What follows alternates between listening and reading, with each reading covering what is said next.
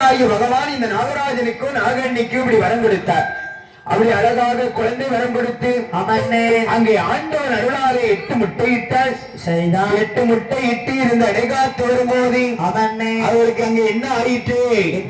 ஊரை போல நாட்டை போல ஊரை போல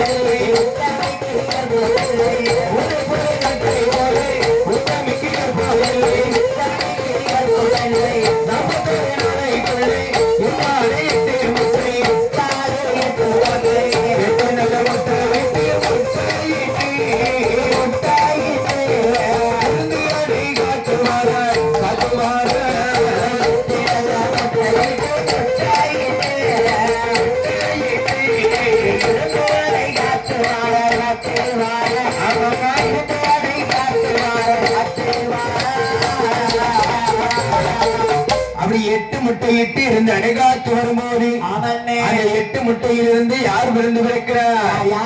இந்த அட்டகாலி 8 பேரும்